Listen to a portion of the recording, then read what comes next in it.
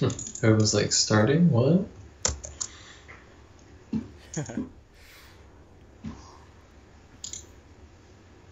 Yes, we're starting.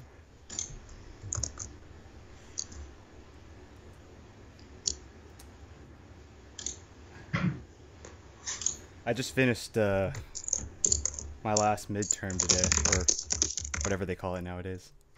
So, Oh, in California, they do like quarter terms, don't they? sort of. They It's do it like, at like all weird times. yeah, I do it. That's beyond me.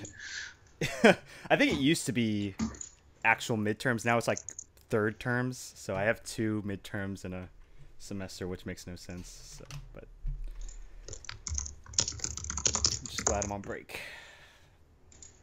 How long is yours? That's just a week. Including this weekend? Yeah. I see. Yeah. So it's what I think is normal. All right, let me just. Dude, right before you called me, I literally just finished, quote unquote, finished setting up my new computer. Oh, nice. So I bought this new computer and I'm using my laptop, this old laptop that I've had for like 5 years. And my wife and I just bought a new computer, some new hardware, because it's way overdue. For sure. Is it something fancy, or is it like? It's relatively fancy. I mean, literally anything that I was looking at in the store looked fancy to me just because it had been 5 years since I had upgraded anything. So, Dude, that's awesome. I mean, I didn't buy like top tier or anything, just whatever made sense. I had built like gaming PCs. I built 2 before with my brothers and my father, but this time I just went with pre-built just because I didn't want to take the time to do it this time on my own, I guess. Dude, I've always wanted to build a PC. I had to buy a new laptop to get this channel thing going. So it's a nice laptop, but I've always wanted to invest in a PC. That'd be nice. But down the road.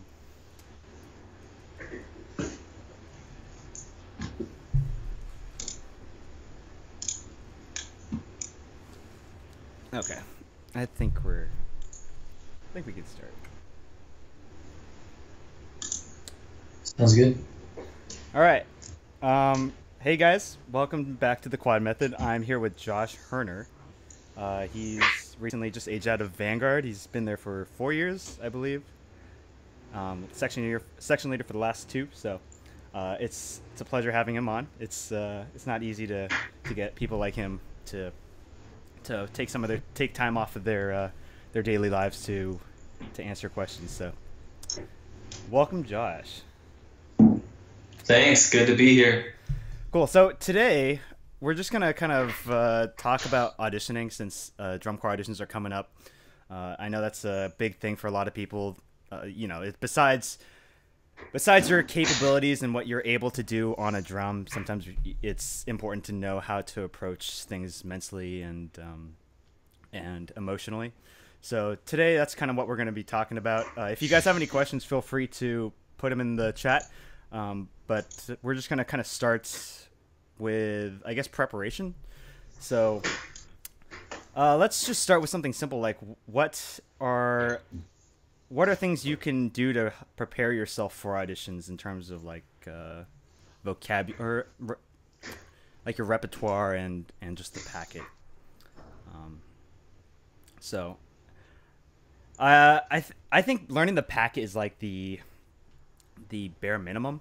I think just knowing what you're playing and kind of how to play it correctly is kind of like what they're asking you to do at the bare minimum. And then from there, it's more about how well you can play it. Because, they expect you to know how to play it when you get there. But then from there, they're looking for people that can actually play it well and play it the way that they're looking for. Yeah, I guess in order to like prepare for auditions, you have to know exactly where you're going to audition. So I think a big process in the auditions and just preparing for auditions is like studying the group that you want to make. There are a lot of drum corps out there. There are a lot of marching groups. And I'm not just talking drum corps. There's WGI high school, any indoor group or ensemble, including outdoor with DCI. You really have to get to know that program, that core, that ensemble enough to be able to reach out to them and, I guess, study their language. Everyone, I guess, has their own way of doing things, and I think it's super important that you just kind of understand what their culture is before you decide, hey, I want to go march there, or I want to be a part of this ensemble. Then and only then can you like go full-fledged and look at their quote-unquote packet or their audition music and get to know some of their performers and some of their alumni as well. I think that's super important, because then that prepares you for, I guess, just getting involved. Preparing for audition requires getting involved, getting to know people, drumming with people once you get to know them. I would not have been able to audition anywhere if it wasn't for the people that I met, or for the people that taught me or that drummed with me throughout my career. And yeah, I think that's super important. That's pretty cool. I like how you use language, the language of the group that you're trying to make. I think that is important, but I don't think it's that sort of stuff. Usually isn't really easily accessible to a lot of people. Mm-hmm. So, I guess where did you? I mean, I know you were from Texas, and I'm sure you had a lot of Vanguard influence while you were growing up there and stuff. I mean, is that true? Is that safe to assume, or is that like specifically Vanguard? I guess more like the Vanguard style. Well, everything that was tailored towards me just happened to be like by chance.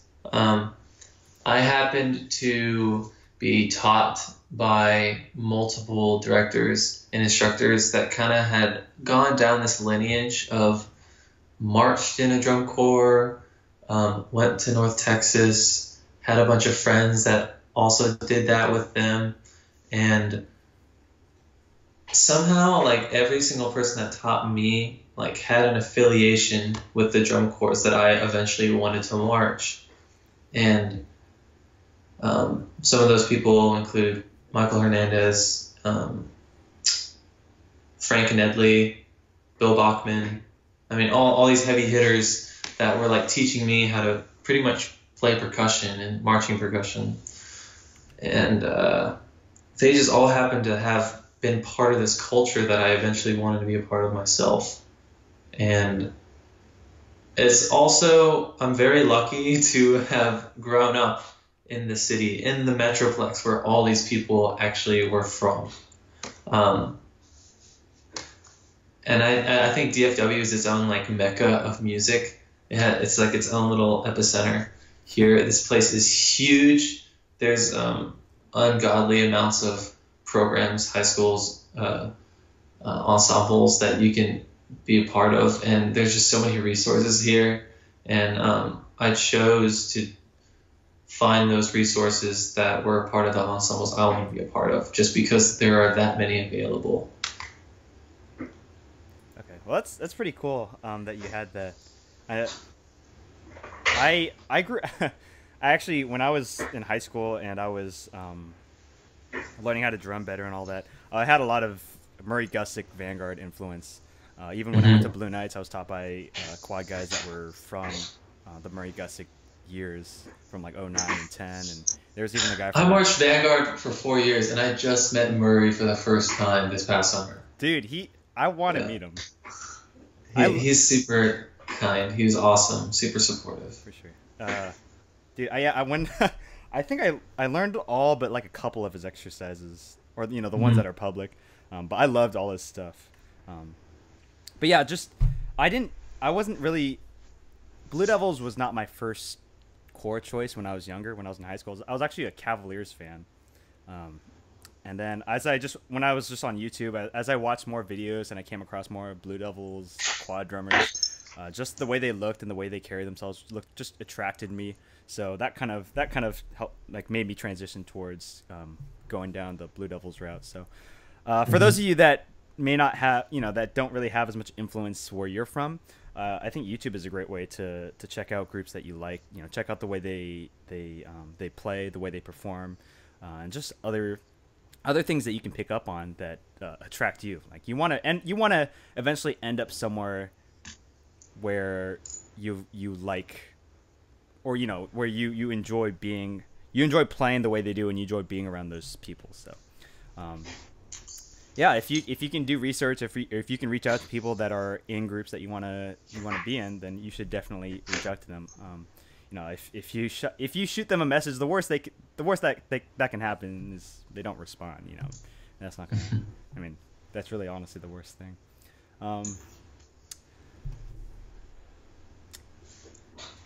Cool. So I'm not really seeing a whole lot of questions coming out from here. There's first. Let's see, Cameron. Should I wait to audition till the summer or start in the fall? I'm a high school senior marching quads in Wrecking House.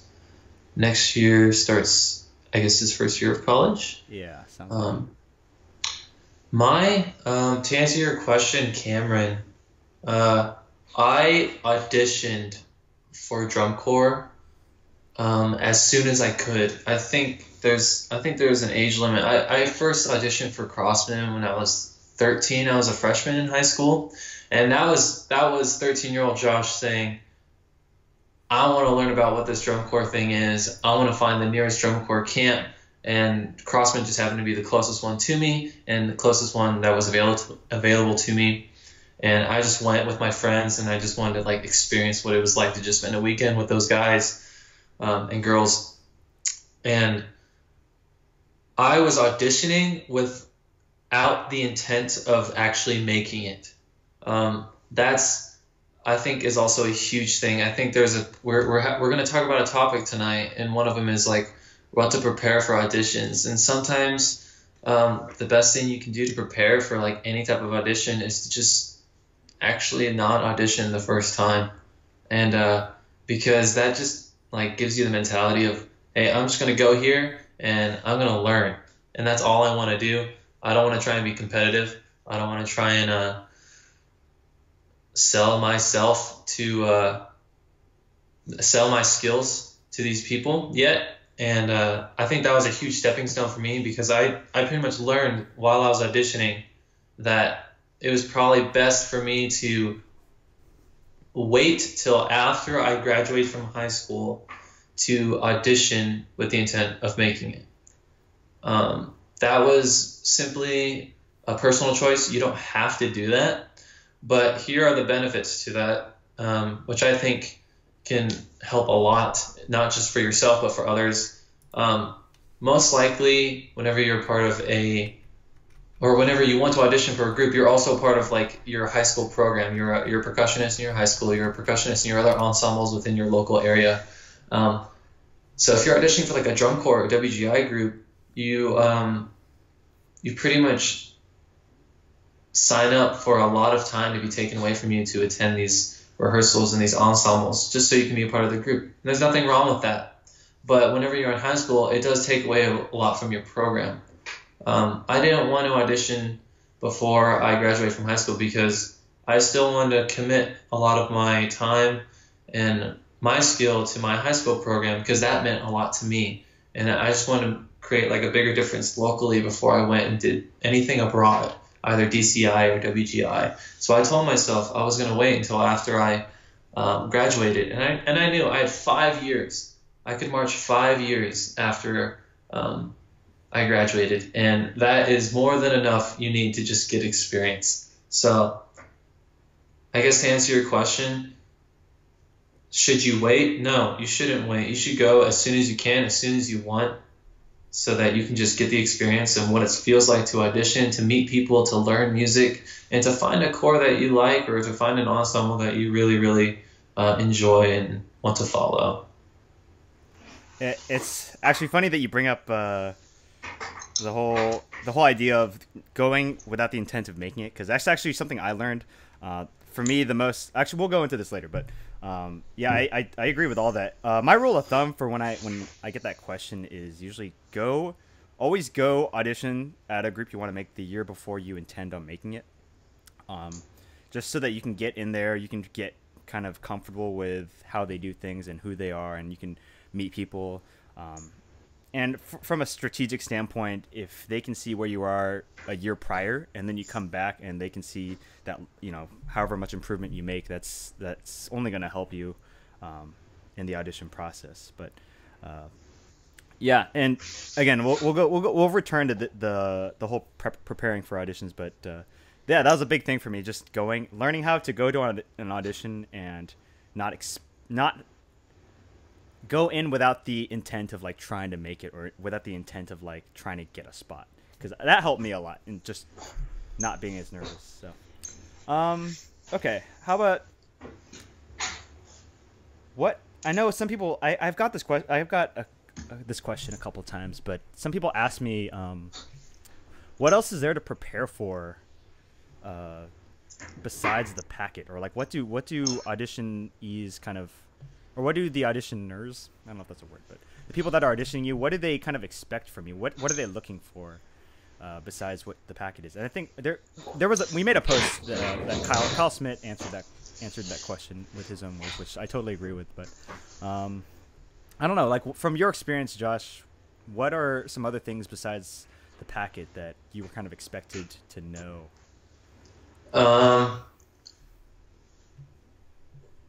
Since I'm a quad player, it doesn't require being a quad player to require this from someone, but being able to kind of be in a professional environment and execute something that you haven't practiced before. There will often be a lot of mental games, a lot of grids for drumming, a lot of musical aspects you are taught for the first time in the moment. And I think something you have to practice is just having an open mind, ready to learn, ready to execute immediately. And that is something you can only acquire with experience. Say, I guess, like if I were to give an example, I have never played triplet grid before, and in the audition, and I'm auditioning, and I'm asked to play the triplet grid. If someone explains it to me, I'm gonna have the not just the aptitude, but the willingness to actually learn it then and there. And it's kind of like sight reading, but by rote, right? And like being able to just adapt and overcome on all that stuff is a huge part of the audition process. Because why? Whenever you make these ensembles, that's about 95% of your job. Being asked to like alter the way you're doing something in the moment. Like, can we actually crescendo this to forte rather than mezzo piano? Can we add an extra bar of triplet here? And you have to go back into your mind and be like, okay, which bar is he talking about? Oh, this is like the 71st bar of the opener. I know exactly what he's talking about musically. I know exactly what he's asking for. He or she's asking for phrasing-wise, and I can do that right here, right now. And that is something you should be able to do in the audition as well, because that just shows that you're ready to take on the actual experience when you make or don't make the group. For sure. And I think yeah, just being flexible and knowing how to think in an audition, how to think on your feet, I think is huge. You don't have to be able. It's not like you're ever gonna be able to play everything ever written. Like there's gonna be some grid they're gonna ask you to play that you've never played before. And I don't think the important part is not necessarily knowing how to play it before the audition. I think it's more like how can you adapt and overcome during that audition process. And I guess from my personal experience, I know you said for yours it was triplet grid. For me, my first time auditioning at Blue Devils, the very last thing we played at the audition camp was a flam drag triplet grid that started on the diddle. And I've never played that before. And I really struggled trying to figure it out on the spot. So, but I eventually figured it out, but it took me a little bit more time than I wish it did. But yeah, it's just being able to think on your feet during auditions, being able to adjust quickly, I think is a very important thing to know how to do. So, whenever you're playing, I guess when you're at home playing the stuff when you're playing the packet, especially, it might be beneficial to you to try playing it different ways. Like if you're playing some sort of eights exercise or some sort of legato exercise, play it all taps, play it with some different accents, play it with some different feet. And you don't have to get really good at it. You just have to expose yourself a little bit, so because that might happen. Add some dynamics in there, just stuff like that. Yeah, because I mean, I have never, I guess, except for like auditioning for Crossman, I've never auditioned anywhere where I've been given like the packet, the holy grail. This is your answer to making this group, and I've never been like given something like that and been confident enough to be like, or to tell myself like, this is all I need to know. So once I realized that, I went out and I just studied like everything I possibly could, and that gave me my arsenal of just like knowledge of what drumming is, how to play certain things, what certain rudiments are, what certain rounds are for us quad players. And it's not like I just ever studied things Paul Rennick taught. It's not like I just practiced SCV exercises or troopers exercises. I learned Blue Devil stuff. I learned VIP stuff. I learned RCC stuff. Just like you name it. That's funny. I just like immersed myself in the culture, and that also like taught me how to like play things in a different way rather than how it's given to you, if that makes sense. Yeah. At least if I don't know how to do it, I know I've at least been exposed to it in a different setting before, and that's what studying all these other groups eventually did for me.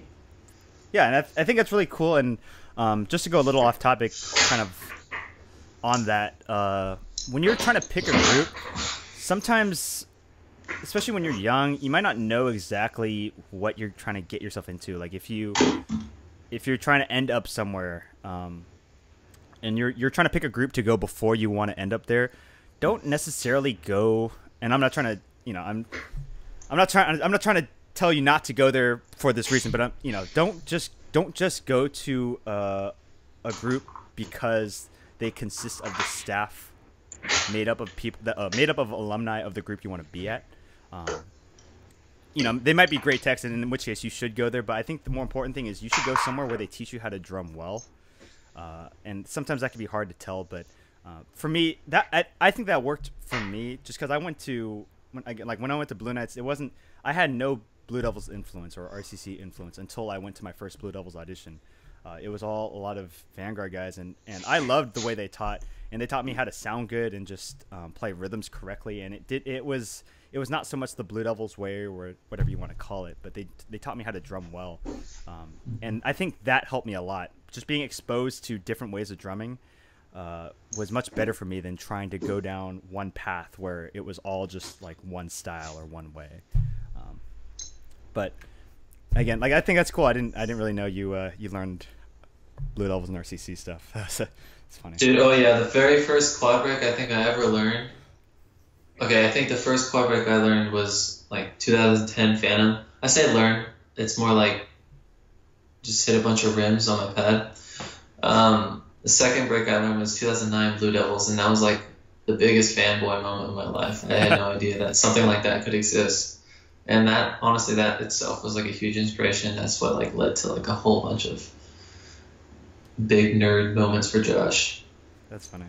Because I didn't know drum corps existed until high school. High school. Me neither. Really? Yeah. I had no interest. A lot of my friends went to the Academy audition in 2011, which was the year they did really well, and I didn't go. But I didn't really care for it until my caption head made me go to a Blue Knights audition. So I went, and I actually did not intend on making it, but one thing led to another, and I got dragged into it. I wasn't one of those kids. I was like, I want to march. It was just like, I'm gonna go just because somebody told me to go. But after that first summer, everything changed for me, and here I am doing live streams with other really good quad drummers. So likewise. Huh? Likewise, Steven. Yeah, I know. What? Why? Actually, I wanted to play snare. I know a lot of people know this story, but when I was in high school, I really wanted to play snare, but they wouldn't let me. So We all want to be Nick Cannon. yeah, no, I really did. I didn't like that movie even before Drumline.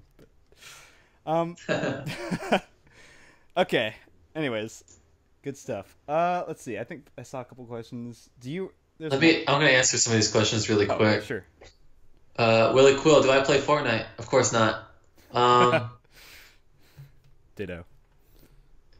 Benjamin, I think the live stream gets posted afterwards. Oh yes, it is recorded. He answered that. Crab boy. Oh, a lot of action shots. A lot of action shots. Aquamelon, no, we're open to any types of questions regarding us or any topic we're talking about. Yeah. Lil, yes, I was kidding last time. I was playing fun with Steven. You weren't the only one. Username CrabStepBoy. Do you recommend learning many hybrid rudimental grids? I don't strongly recommend learning specific rudimental grids. I think if you master like your basic rudiments at many different tempos, I think that takes care of itself.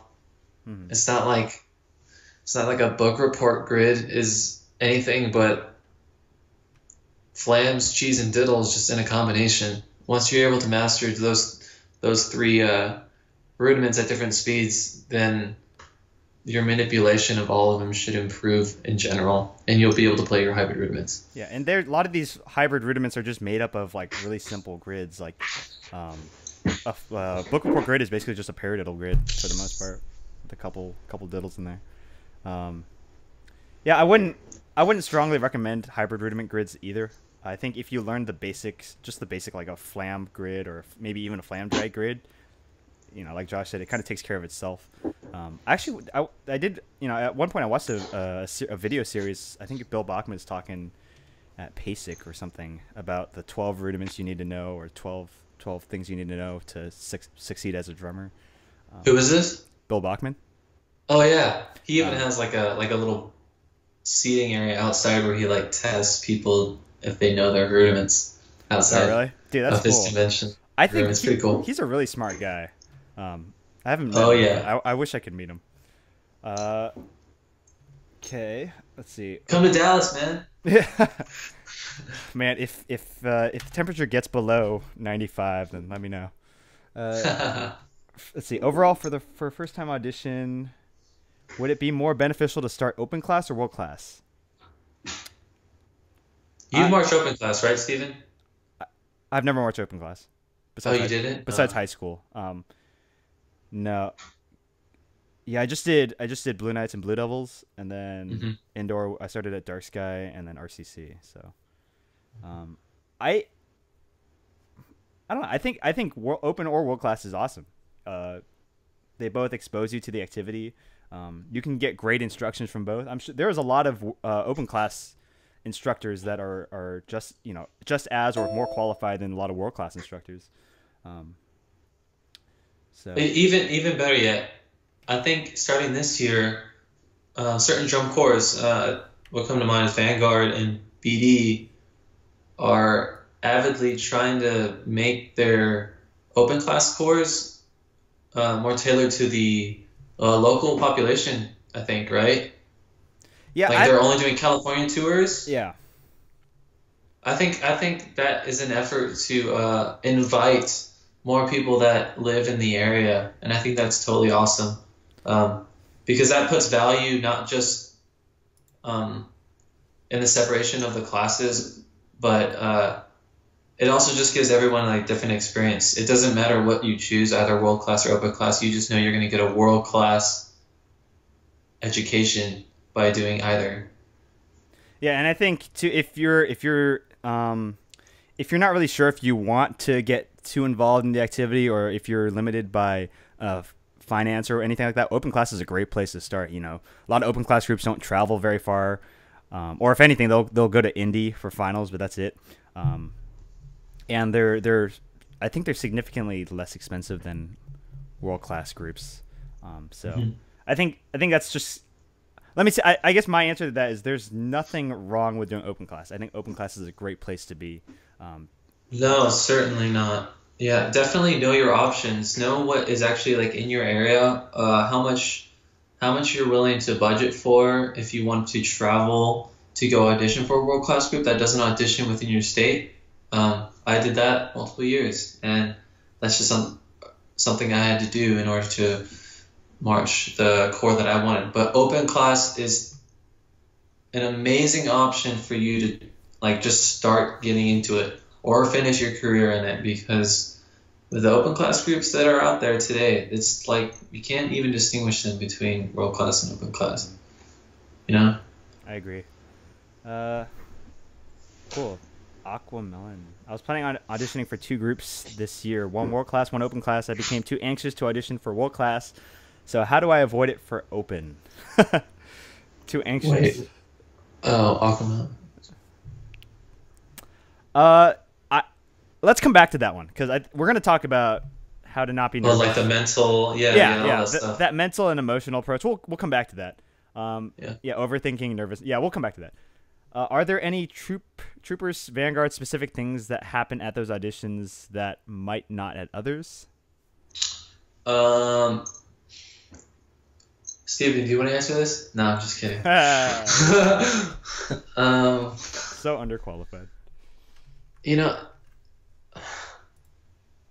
I feel like I'm still like a wrong person to ask, because I've only auditioned like 3 different places in my career, and 2 of which were troopers and Vanguard.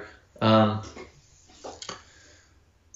guess to my knowledge of just like my friends in other corps that have told me about what the audition process is like there, I think that a lot of the audition at troopers and Vanguard is more heavily focused on playing in the line setting, what it's like putting you in a section of players and what you sound like with them, rather than your individual audition.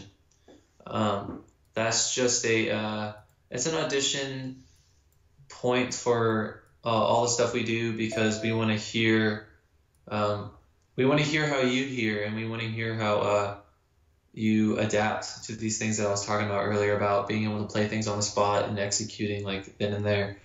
But I think that's also a way we can answer the question about all that mental auditioning and anxiety for all that stuff. We can go in depth about that later. Yeah, for sure. I have no idea how to answer that one. Are there any like specific things that happen in the auditions that you've done, Stephen, that you thought were unique to the world? I think RCC has the most unique audition that I've ever heard of or have ever been a part of. It's definitely changed over the last few years, but I remember my first couple times auditioning,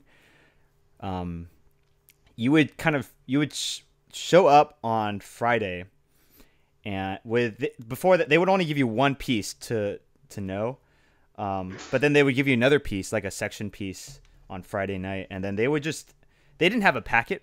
I don't think they really do. They have like an audition, an ensemble piece and a section piece, but for RCC auditions, it was more like you show up, and for the first 3 hours on Saturday night, they would just teach you a bunch of different exercises, and then you would just be expected to know how to learn them. You'd have to learn them on the spot. You might get 4 or 5 reps, and then they'll cycle you out, and it was just go. And then Saturday, they would take the ensemble piece and they would teach you body to it, and you would have to learn the body just like in 1 block on Saturday, and then put it with the music. They'll give you some time to work the music into it, but it was really not that much time. So it was really learning intensive, where you just, and that, like what we were talking about earlier, it was just all about how fast you can learn on the spot. Just getting thrown in the deep end there. Yeah, for RCC, there's not much you can do to prepare in terms of material. You can only prepare yourself mentally and in terms of vocabulary. That's pretty much it. But that's what made it such a hard audition, and I think that's pretty unique. Blue Devils are no, not really. The only thing about Blue Devils is that sometimes they would like improvise with exercises that'll make you do it with different feet. Like I know they have an 8 exercise. Sometimes they'll make it's in triplets, but they'll make you do like duple feet, and then sometimes they'll make you do it with like drill. They'll just make a box drill or something really dumb, like changing feet. And that was crazy when I first went to Blue Devils audition. They made me do that. I was like, I've never done that before, but I managed to figure it out on the spot. It's just like, you know, again, like just knowing how to approach it mentally really helped. So, anyways, yeah. Okay. Let's answer some of these questions. Yeah, there's a lot falling behind. Favorite sticks? Sean Vegas for me. It depends on what instrument you're talking for me. If we're talking quads, I mean the TSPRs and the TS2s, and obviously the TSPR, not the TS, just the PR2s for snare drum. Those also sound really good on quads as well. I've been playing with Innovative a lot of my life, so I don't really know, honestly, that many other sticks. I've played with Sean Vegas. Those feel good. Those definitely feel good. They're heavier than I thought they'd be, but I like the increased width of the handle. It feels a little better for me. Let's see, I started when I was in high school. I played with IP, and then Blue Knights I played with Vic Firth, and then I moved on to ProMark. So I've had a little bit of experience with all of them. Actually, with IP, I like playing with the snare sticks. Like Jim Casella's and Tim Fairbanks didn't feel they kind of felt good on quads. Actually, when I was in high school, we cut off like an inch of the Tim Fairbanks, and then we just used those. Yeah, we at UNT, John Maynard showed me these sticks that were I think Tim Jackson's, like I think that they had like a black tip on the end of the stick, and it was like really long, and like John like ended up like cutting it off or sanding it. I don't know who did it, either it was him or people that gave them to us, and they felt really good too. We used those for a little bit. I remember we've done that before. Interesting. Colin asks, "Hey, how do I hit less rims? I'm no good at playing." Just cut the rims out, bro. I think. Dude, it does not help that much. All right, you know what? I already almost went off last time, so we're gonna skip that. We'll come back to that at some point. How do I cross over with faster miles per hour? Colin, to play faster, make sure you. I'll give an example. Make sure you're holding the stick as far back as possible to where the end of the stick is hardly grippable, and you wrap your thumb around.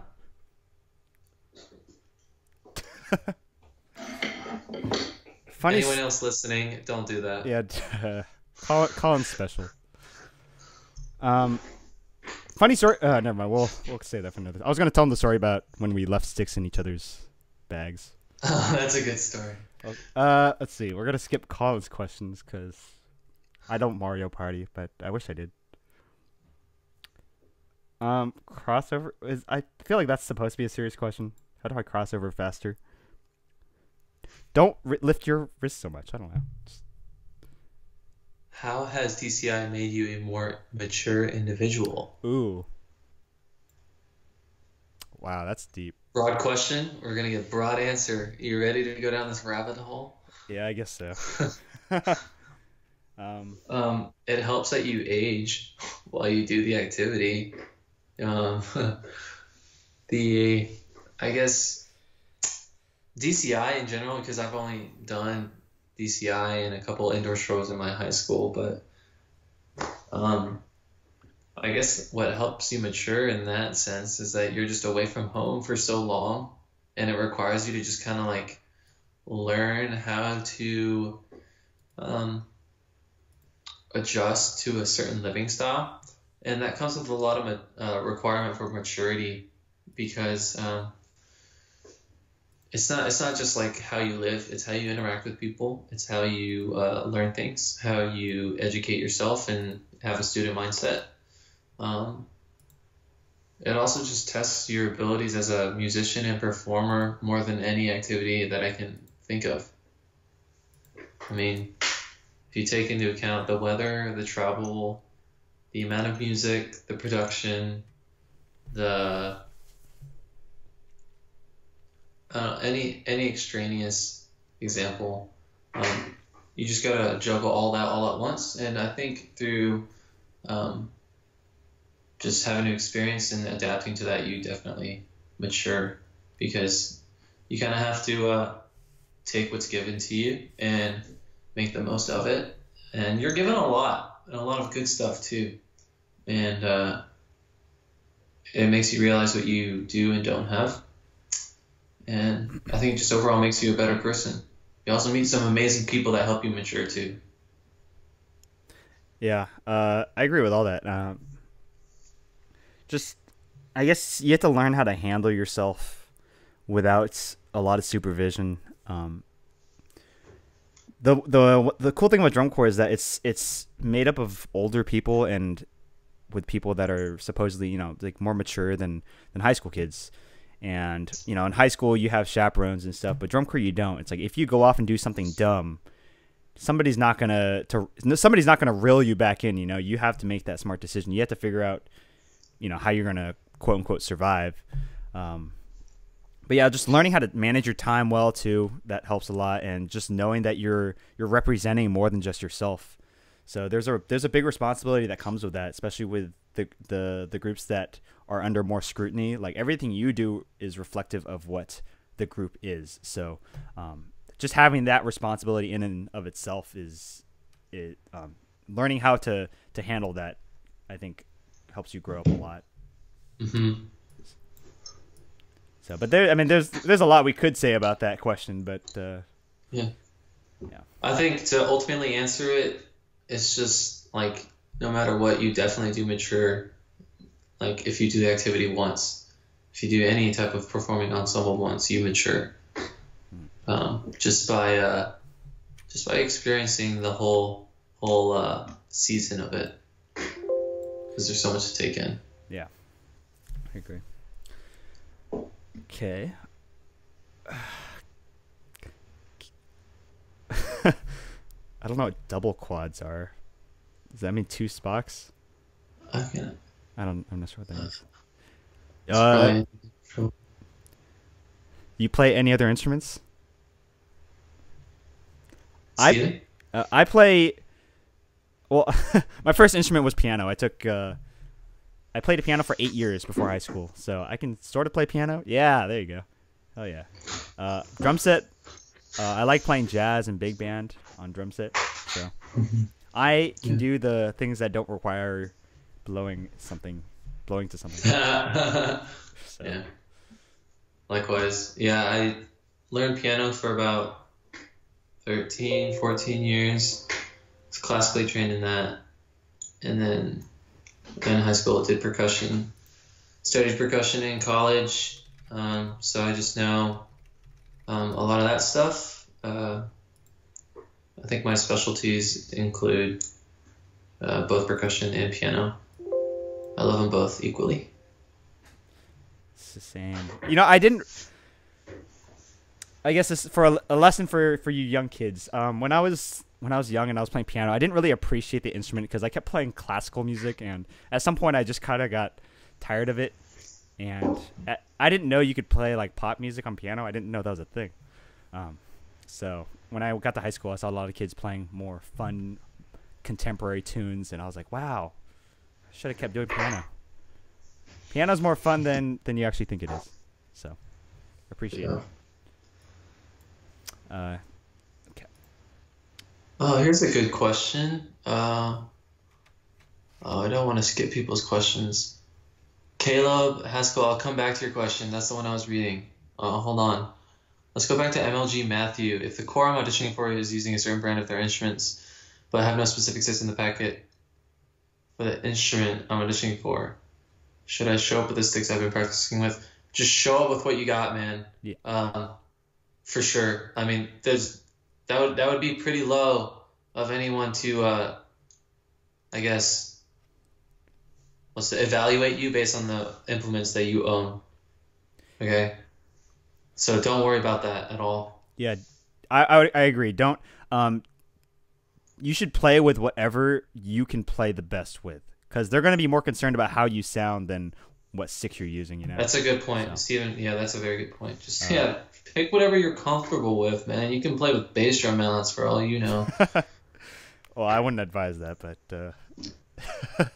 just pick whatever's comfortable for you. Yeah, is the point. I agree.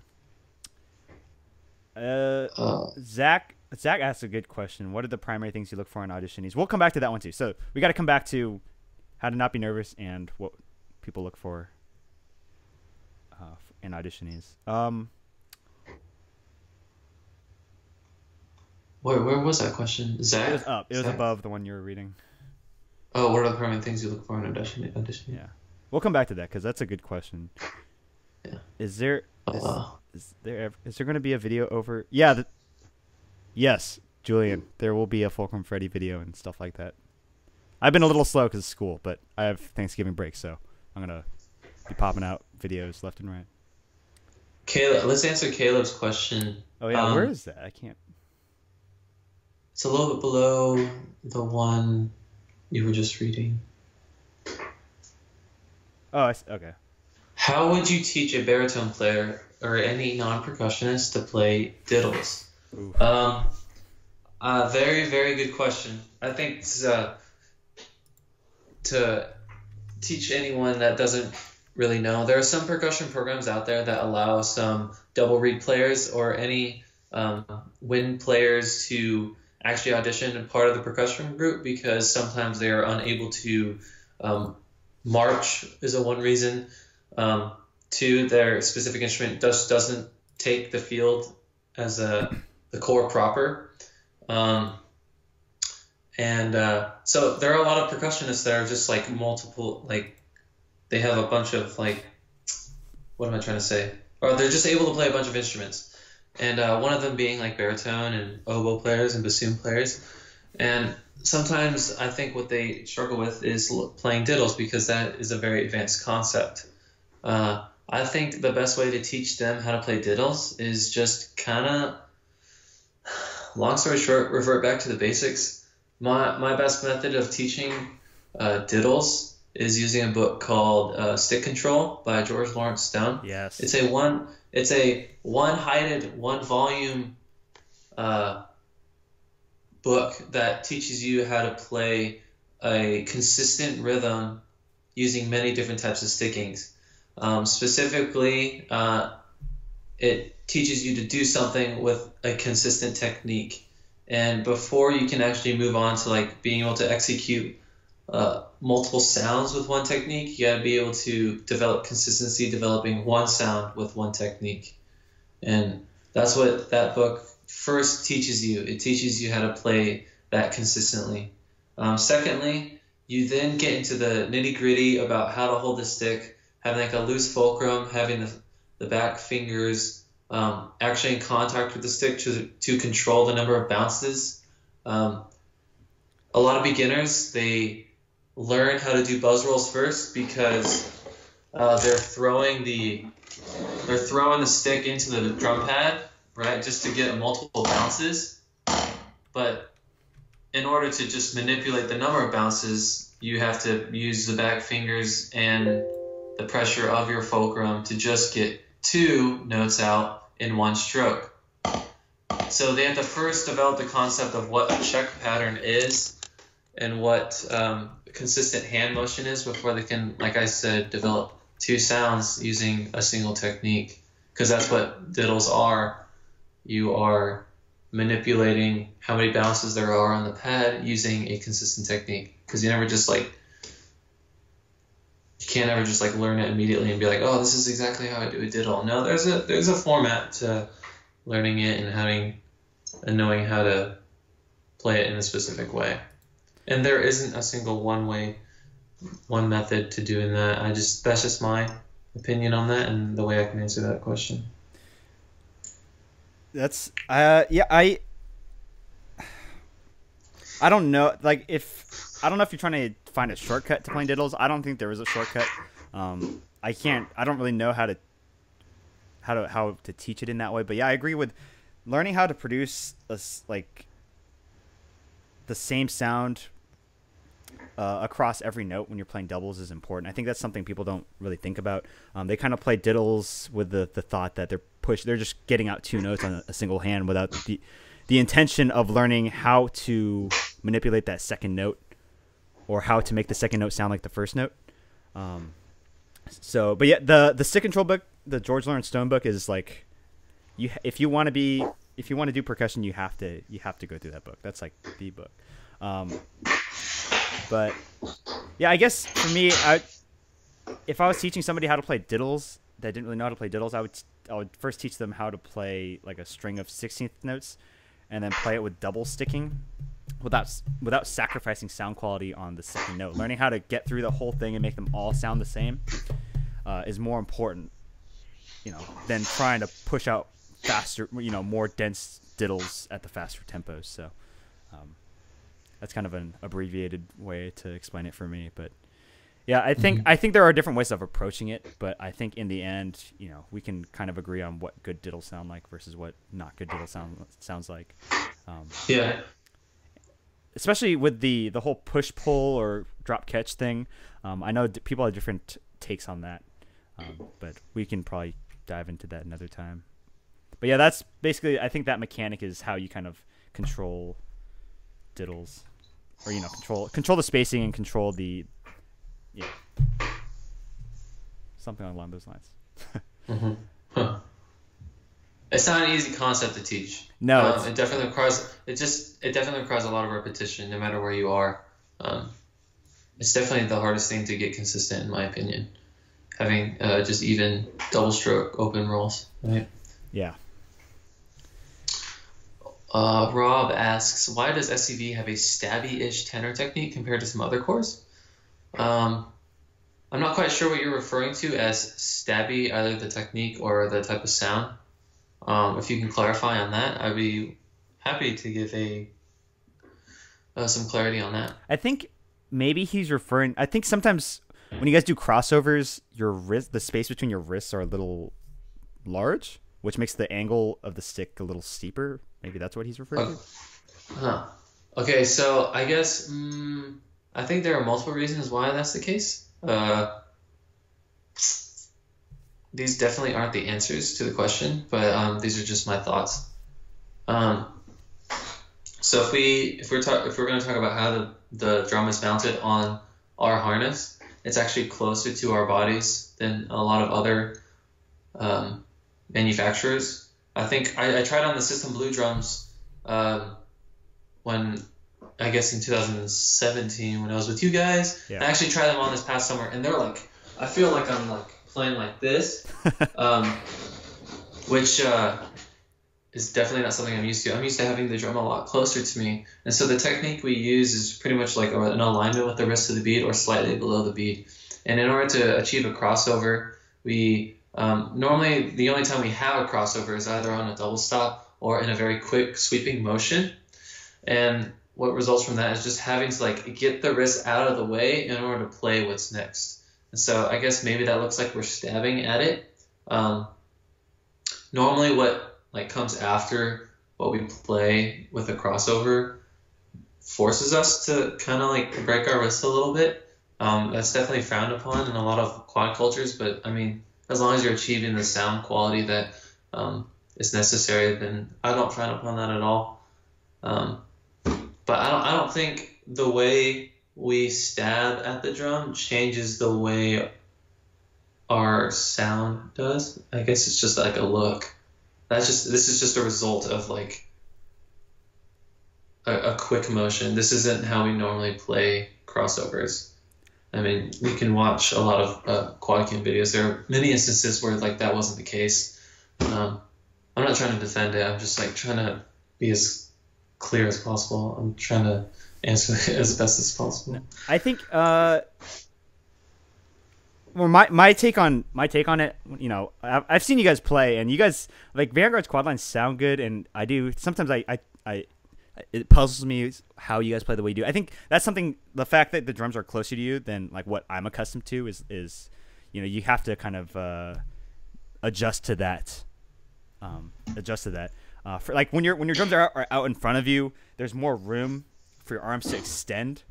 which gives you more room to like move this way. I think when your drums are a little closer, you do have to kind of make some exceptions in terms of like your angles and like how you're doing stuff. And I think Vanguard's music, you guys definitely play a lot more like crossover diddles and single, like, you know, singles where you're stayed in that crossover position for a while. And I think, I mean, I don't know if this is really true, but when you're playing crossover diddles like on one drum, not like necessarily scrapes, the back of your stick is like taking up a lot of room. So I think the more space you have in there, I think you guys need that much space so that you can still move the stick effectively without having to sacrifice your technique. So, and you guys make up for that angle somehow. So, I mean, I guess naturally, if we're gonna talk about like crossing zones, if we have a, can you see the pad clearly if I put it right here? Yeah, I think so. Yeah. I say if we're gonna talk about Spock 1, 2, 3, 4, we're gonna have different kinds of crossing patterns, either stick over stick, fulcrum over fulcrum, or wrist over wrist. And I think there's just gonna be a natural, like, anytime we have like a wrist over wrist, there's always having to be a wrist that's on top. So and no matter how hard you try to get your wrist low and achieve whatever the music's asking, there's going to be a time where one of your hands is accented, and that's sometimes the underhand, the wrist that's underneath the top wrist, and sometimes that's going to be accented, whereas this isn't accented.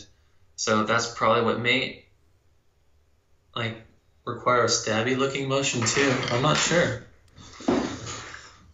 I think that's I think that's a fair way to look at it. I think it's a give and take.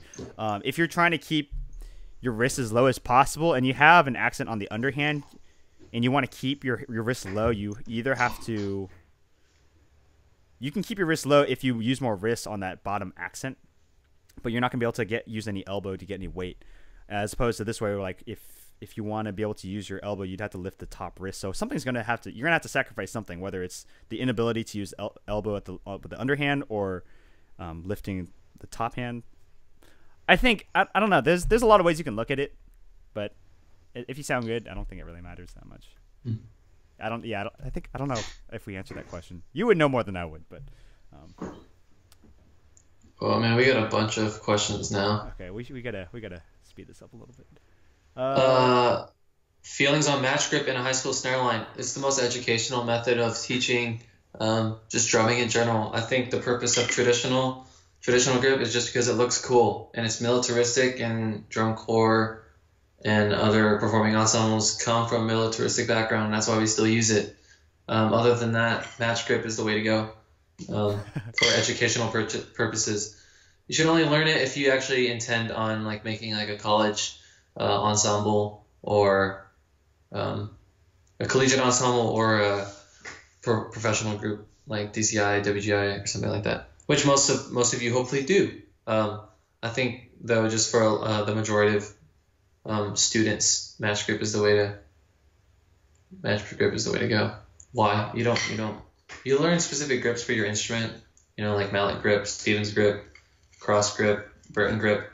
If you can learn an even grip for snare drum and other marching instruments, you should just do it that way rather than introducing a concept like this from the get-go. You can actually teach this at the same time as this, and that doesn't harm anything. I don't believe in teaching like match grip before traditional grip either. I just think this is the most educational because it's universal.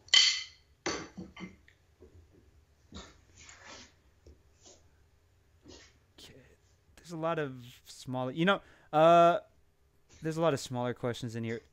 Just we don't have a whole lot of time left, so I want to touch up the couple of subjects we're going to talk about first, and then might end it there. So first of all, let's talk about, I guess, just being nervous at auditions.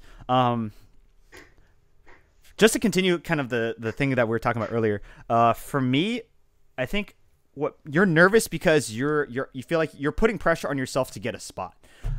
And I think if you take that pressure off yourself, then you're gonna not be so nervous. So what I learned to do, somewhere when I was like auditioning for Blue Devils was I stopped caring about making the spot, and it wasn't actually because I didn't care. It's just because I knew I was putting a lot of pressure on myself to make it, because I was like so worried about the spot. So I stopped worrying about the spot. I worried more about having fun and learning, and in that way I was able to perform better, which made my audition better. So it was kind of a win-win for me, just learning how to not worry so much about the spot, because that's out of your control. In the end, that's out of your control. Like, they're either going to give you a spot, they're not going to give you a spot. You can't control that, but you can control how much pressure you're putting on yourself, and if you diminish that pressure, then you'll perform better.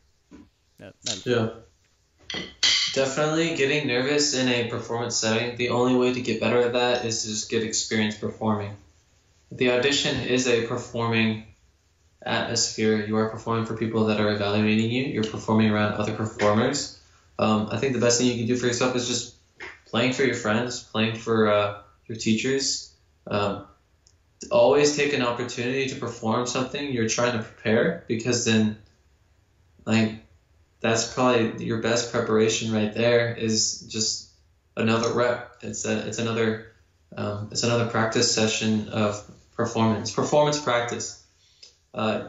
Anxiety or nervousness in a performance setting is usually due to the lack of performance practice, and you have to start somewhere. You have to actually get started. You have to actually get the experience. I think I was talking about earlier. This is just one of those things you have to have experience doing. It is a mental game. You do develop this safeguard. If you're an experienced performer, or if you're just like good at honing your emotions in general, you typically have the mindset that you're doing this for yourself, not for others, and I think that helps a lot, and that takes a lot of nerves away as well. For sure. Yeah, and part of what they do at auditions, sometimes they do the whole down the line thing, because they want to see how you drum. And if you don't know what down the line is, basically they just go down the line and make you play it one by one. And a big reason why a lot of people don't do so well with that is because they're not comfortable playing by themselves in front of other people. So yeah, I agree. Like, if you have the opportunity to have your friends or your teachers like watch you play, like, ask them. It's like, hey, can you watch me play this? And that way you will get more comfortable playing while somebody's like watching you or judging you, something like that. So it is a performance in the end. Okay, and the other question. Oh yeah, what do people looking for at auditions? It kind of varies. I know people are looking for different things. I think universally though, the first and foremost, like, who knows the packet? Did you come prepared with the bare minimum? If you showed up and you don't really know the packet that well, that's like a big red flag for a lot of people. It's like, this person clearly does not have the desire to make it because he didn't do the bare minimum to learn the packet, he or she. But apart from that, there's a lot of small things like attitude, the way you present yourself, your eagerness to get better, or your eagerness to learn the ways of the group. Honestly, there's a lot of things that aren't drumming related. It's more just about you, like you as a person and your approach to drumming, I guess. Mentality. Yeah. Yeah, I totally agree with that. Cool.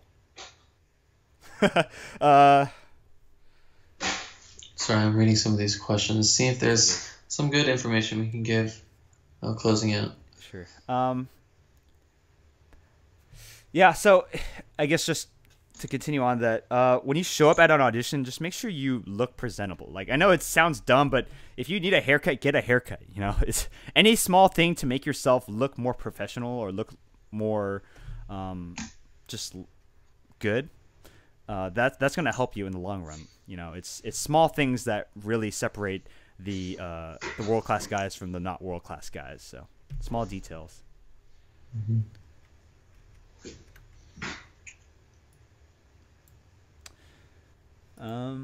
Steven, do you want to answer some of the questions in the chat, or do we want to cover the final topics and do that?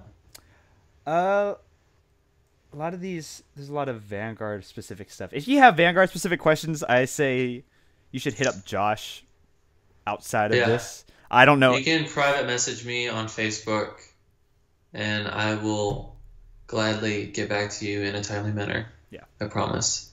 If there were questions that I wasn't able to answer here just because I overread it or we didn't have time for it, please ask it again. I do want to answer that for you. I will not leave you hanging. Cool. Yeah, I can't really help with that. So, let's. You know what? I guess just to close it out, we can talk about. We can go. I guess we can go in more in depth about like what to do at auditions. Mm-hmm. Or like how to approach it while you're there.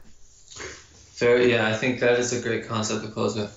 If any of you people that are listening have the desire to go in March somewhere for a performing ensemble, I think the best thing you can do for yourself is just have the student mentality. Make sure you go to these camps, go to these auditions, being able to be taught. Like there's nothing a teacher struggles with more than a student or an auditionee that is unwilling to be taught, because then if you aren't having the positive attitude of like taking the information either with a grain of salt or not, then you kind of aren't buying into what we or anyone else has to offer. And that also inhibits you from being able to play well. That inhibits you from having a good audition process. It just creates conflict. Just have that student mentality. It's super important. It'll improve every aspect of your audition. It'll improve your musicality, improve how you interact with people, which is a huge part of dealing with any of these performing ensembles. And just like, don't be a bad person, to be approachable, be just willing to learn. I think that is super important. Also touching on the subject again, sometimes you have to audition without the intent of actually making it, so that you can actually get the experience. That'll then teach yourself to like be super open-minded to what you're being taught that weekend or that camp or that week. And that improves everything. I think that improves just you as a person as well. Yeah, get yourself and learn the music. Learn the music. That I think learning the music and developing that mentality are the two important things. And bring a sleeping bag. Oh yeah, you don't want to sleep on the floor. I think just making sure that you're being a good person is not said enough. I know we talk a lot about drumming and how to think about stuff, but first and foremost, we're people, and being a good person and being a good team player is always imperative to the success of a group. So I'm not saying change yourself, but just don't do anything rash, or don't do anything you wouldn't do, I guess. And in terms of like actually drumming, just don't start changing stuff at auditions. Don't start trying to do things a bunch of different ways just to adapt to every little thing. Like, still drum as well as you can, but if they ask you to do something, do it, obviously. But don't start changing everything up, because the more inconsistent you are with how you're approaching things, the more likely you are to drum worse than you usually do. So just do what you usually do. Be consistent. That's like the most stock drumline comment. Be consistent. Yeah. Be consistent. Be a consistently good person too. Yeah. Yes. Be a good person. Cool. If you guys have any more questions, feel free to hit Josh or I up privately. Josh is teaching at the Troopers, so if you're interested getting taught by Josh, or if you liked what you heard today, you guys should go check out Troopers Auditions. And yeah, is there anything else you want to say? Thank you to everyone that was joining us and asking us good questions. Happy that you're here. And I'm super happy to be here. Thanks to Steven for setting all this up and putting the work in to make this discussion a thing. Yeah, and thank you for showing up. I know this is, it's hard to find time to take out of your day to make this kind of thing happen. I think it's 11 o'clock where you are, or 10? 11? 10 o'clock. It's 10, 11. Okay, it's not bad. It's fine. Okay, well, if you guys like what you see, feel free to subscribe to get more stuff like this. Sunday we have Mike Tant and Zach Gruce for more audition topics. Nice. Smooth. So yeah, let me know what you thought about this live stream. If you liked it, if you didn't like it, if you like Josh, you don't like Josh, if you like me, you don't like me. We're open to criticism. So all right, have a good night and have a great Thanksgiving. See y'all later. Thanks, Steven.